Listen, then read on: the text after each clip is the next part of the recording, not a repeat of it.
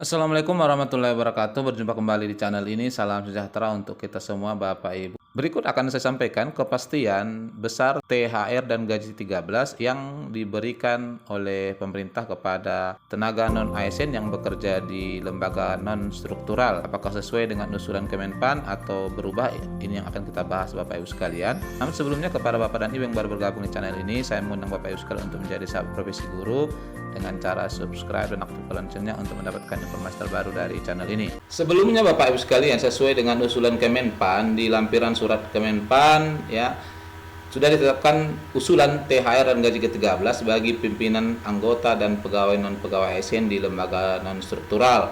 Hal mana di kolom pertama ini adalah THR tahun 2022, kemudian usulan di 2023 diberikan di sampingnya.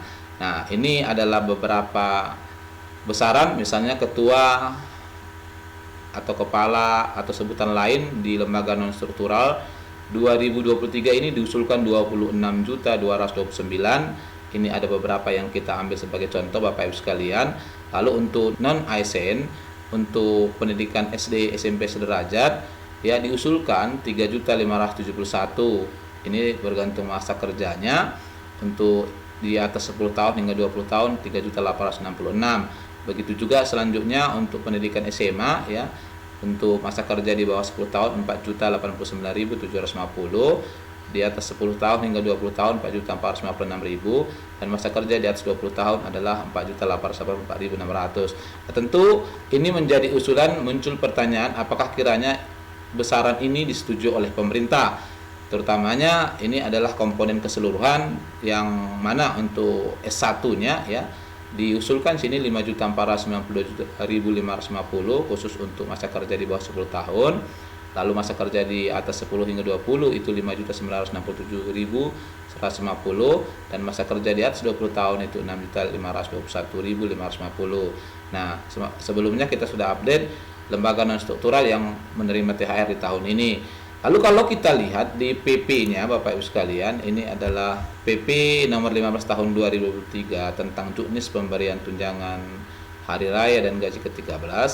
Di halaman 37 sebagai lampirannya untuk pemberian THR ini disebutkan besaran maksimal tunjangan hari raya dan gaji ke-13 bagi pimpinan anggota dan pegawai non-pegawai aparatur sipil negara yang bertugas pada instansi pemerintahan termasuk pada lembaga non struktural dan perguruan tinggi diberikan ya. Jadi di sini ketua adalah 24.134 ini, kemudian pegawai yang lain ini juga diberikan untuk setingkat eselon 19.939.000, eselon 2 14 juta, 3 8.997.000, dan 4 itu 7.517.000. Untuk pendidikan SD sederajat SMP adalah 3.219.000, dan untuk masa kerja di atas 10 tahun 3.613.000. Begitu juga untuk yang lain SMA Bapak Ibu sekalian 3.842.000, masa kerja 10 sampai 20 tahun 4.329.000, dan untuk S1 juga seperti itu ya.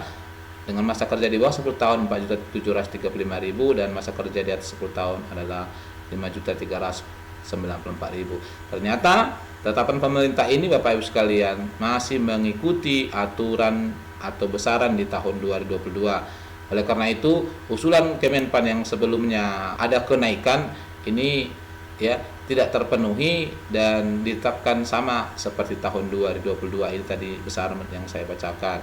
Nah, inilah kira-kira besaran baik itu THR maupun gaji 13 yang nantinya Bapak Ibu terima di tahun ini. Barangkali ini yang bisa sampaikan, semoga bermanfaat. Wassalamualaikum warahmatullahi wabarakatuh.